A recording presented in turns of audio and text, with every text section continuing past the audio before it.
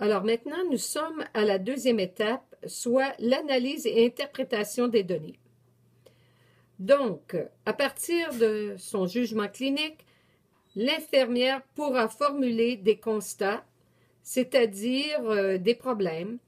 Ça peut être des constats prioritaires, c'est-à-dire des problèmes prioritaires ou des problèmes généraux. On va voir ça un petit peu plus tard. Donc, ce que je disais, c'est qu'elle va formuler des constats. Elle va les formuler après avoir recueilli les données. Et lorsqu'elle les a recueillies, elle va les analyser en fonction de données des normes de santé. Donc, à partir de ces normes de santé, elle va pouvoir séparer les données anormales des données normales.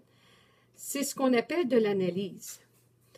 Puis, par la suite, elle va regrouper ces données anormales pour énoncer un problème, c'est-à-dire un constat. Alors, cette partie consiste à l'interprétation des données. Donc, elle a bien interprété et énoncé un problème. Maintenant, il faut comprendre qu'il y a divers constats, divers problèmes. Et les constats généraux se retrouvent surtout dans le PSTI.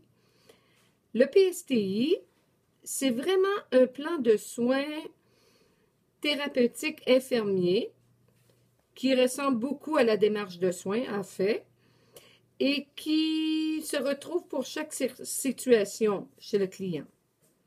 Donc, je vais vous donner un exemple. Je devrais le trouver ici. Un exemple d'un PSTI. Et le voici. Donc, ceci est un exemple de PSTI que vous pouvez retrouver à peu près partout dans les départements, dans les unités. Ces PSTI sont des PSTI standards. Donc, on a des PSTI pour une prothèse totale de la hanche. On peut avoir un PSTI pour un patient qui a une OAP. Alors, ça consiste à des constats généraux. Et je vais continuer à vous parler des constats généraux. Donc, les constats généraux se retrouvent dans un PSTI qui consiste à établir un diagnostic infirmier. Vous allez voir qu'on a plusieurs diagnostics infirmiers qu'on peut retrouver dans le système NADA et à fixer des objectifs de soins, de préciser les résultats escomptés et les interventions nécessaires pour l'atteinte de l'objectif, évaluer l'atteinte de ces objectifs. Donc, c'est vraiment comme une démarche de soins. Et il y a aussi ce qu'on appelle les constats prioritaires. Un constat prioritaire, cela veut dire que c'est un problème qui demande un suivi particulier ou bien un besoin particulier dont il faudra inscrire dans un PTI. Alors, voici un exemple de PTI que l'on retrouve ici. Donc, ceci est un plan thérapeutique infirmier avec plein d'informations que vous avez à l'intérieur. À noter que dans un plan thérapeutique infirmier, il faut inscrire le premier problème.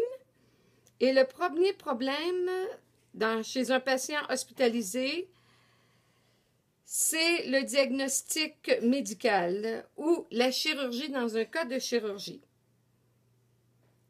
Mais par la suite, on va retrouver dans le plan thérapeutique infirmier les constats prioritaires qui sera le problème numéro 2, numéro 3, etc. Donc, je vais fermer cet item. Nous continuons. Alors, grosso modo, c'est le constat prioritaire qui est un peu plus complexe ici dans cette démarche de soins-là. C'est là où est-ce que on doit faire vraiment la différence avec un constat généraux qui rentre souvent dans les protocoles de soins, tels qu'un protocole de prothèse totale de la hanche. On a certains soins, certaines interventions, certains problèmes qui sont régulièrement retrouvés dans ces cas-là. Alors, ils font partie des constats généraux. Et dans le cas de constat prioritaire, cela demande un suivi.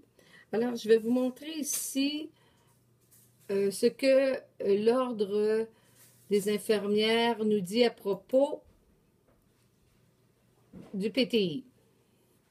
Donc, elle dit ceci. Le client est-il hospitalisé ou hébergé? Si oui, il faut automatiquement inscrire une information au PTI. Et la première, lorsque le patient est hospitalisé, et je le redis encore, c'est soit le diagnostic médical ou soit le nom de la chirurgie.